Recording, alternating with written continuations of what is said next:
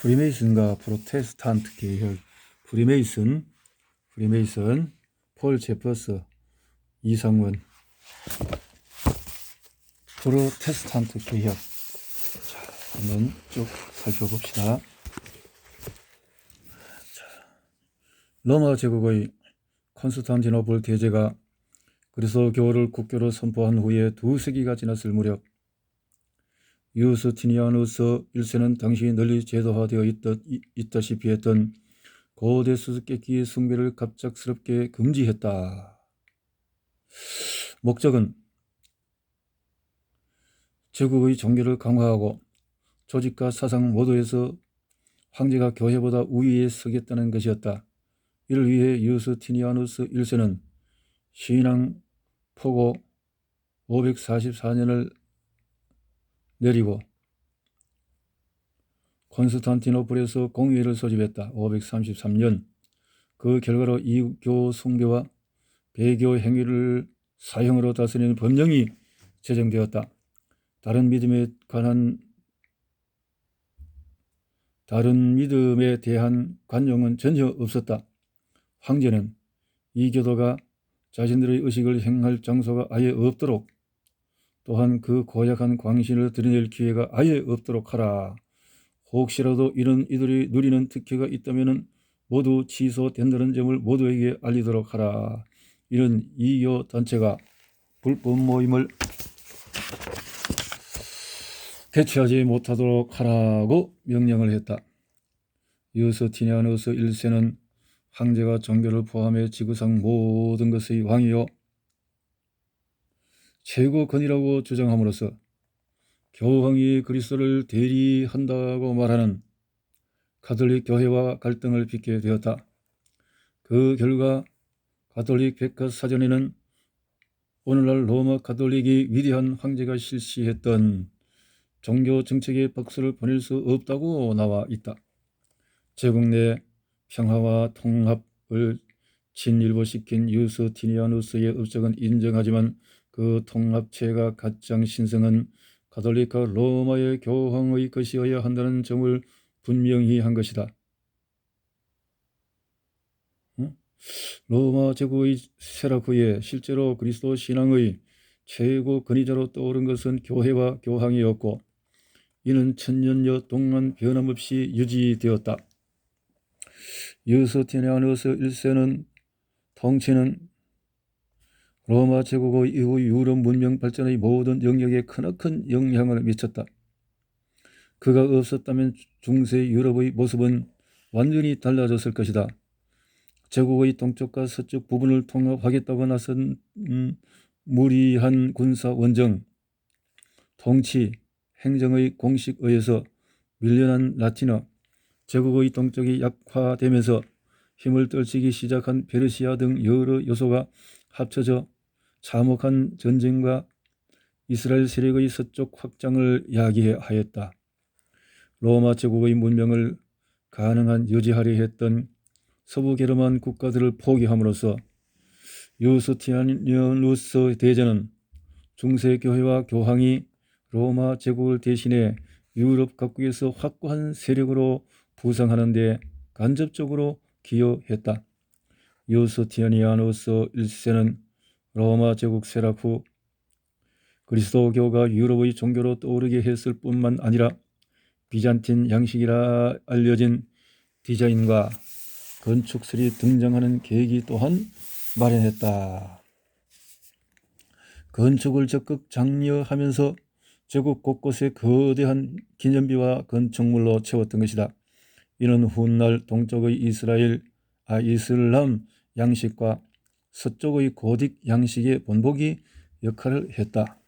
둥근 천장, 뾰족한 아치 등 혁신적인 건축 기법이 등장한 새로운 건축 양식은 때마침 국가의식이 형성되어 도시나 교회들 사이에 건축 경쟁이 일어나면서 유럽 전역에 폭발적으로 퍼져나갔다. 각 도시와 교회는 건물 신축을 통해 세력을 과시하고 위신을 높이는 데 골몰했던 것이다.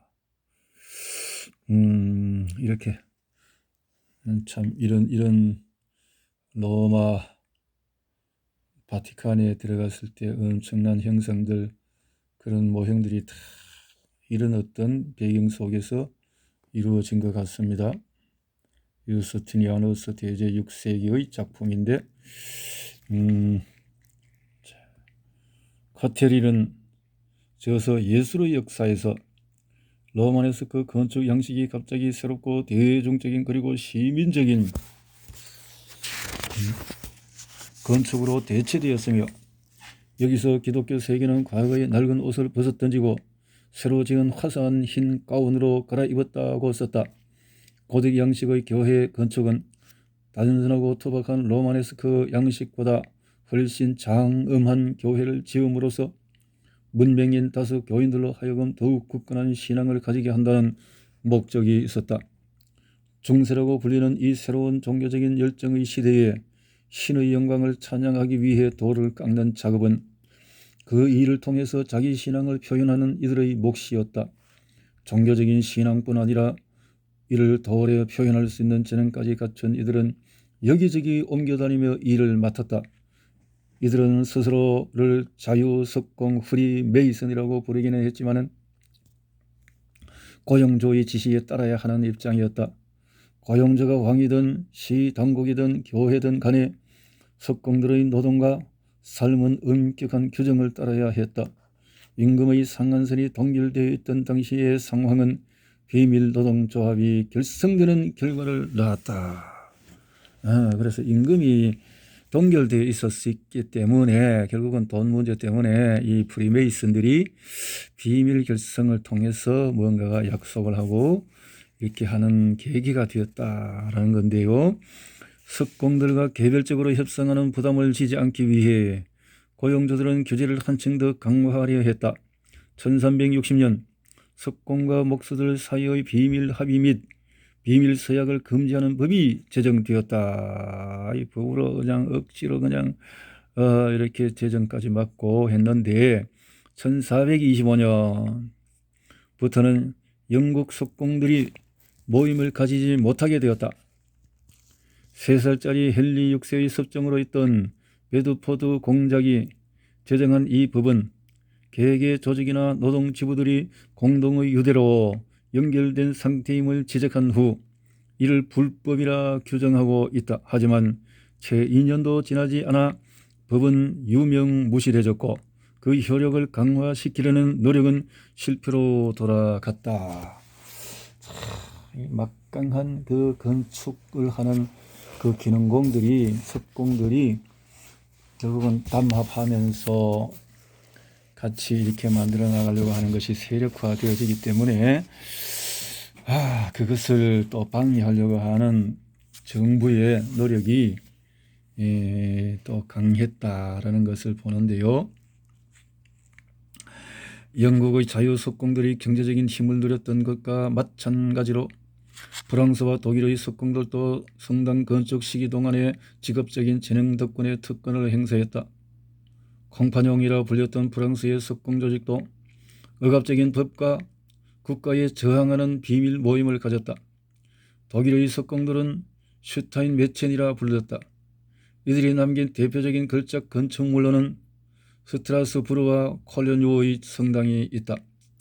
프랑스와 독일의 석공 조직은 상징적 의식을 거쳐서 다른 나라와 석공들을 받아들이는 중심 세력으로 자리 잡았다. 건축에 종사하는 기술인들이 충분한 대가와 대우를 받기 위해 만든 형제의 모임에 불과하던 프리메이슨이 직종에 상관없는 광범위한 남성 단체로 바뀌게 된 것이다. 여기서 문제가 오네요. 기술인들만 이렇게 모이던 모임이 직종도 떠나서 이렇게 모임을 결성하는 결성단체가 되어지기 시작했다라는 건데요. 그리고 이를 통해 서구 문명의 흐름이 달라진 것은 독일의 어느 자그마한 교회에서 일어난 사건이 야기한 결과였다. 연쇄 반응을 거쳐서 프리메이슨의 변화를 이끈 사건은 독일의 대학 도시 비텐베르크의 어느 성당 앞 계단에서 일어났다. 1490년에서 1499년에 걸쳐 현자 프레드릭 선제후를 위해 세워진 숄스 키르헤 성당에는 시 공무원이나 대학 직원, 교수와 학생들이 쪽지나 공고문을 붙이는 나무 출입문이 있었다. 1517년 10월 31일 마르틴 루터라고 하는 34세의 수도자가 그 문에 종이 한 장을 붙였다. 신학 박사 학위를 받고 마이센과 튜린지아의 아우구스투스 교구 목사로 일하던 그는 1507년 사제 서품을 받았다. 전기 작가에 따르면 신경질과 불평이 많으며 이상주의적이고 논쟁적이었던 성격이라고 하는 마르틴 루터는 교회 성직자들 혹은 면죄부를 통해서 죄를 용서하는 교회 제도라는 중간 매개자가 신과 인간 사이에 설 자리는 전혀 없다는 결론을 내렸다. 전혀 없다는 결론을 내렸다. 영혼의 구원을 위해서 필요한 것은 오직 믿음뿐이라 확신한 그는 교회 제도를 공격하는 글 95개의 논제를 교회 문에 붙이고 프로테스탄트 개혁을 시작하였다. 영국의 프리메이슨은 반성직자 물결이 퍼져나가는 와중에서도 계속 가톨릭 교회에 충성했다.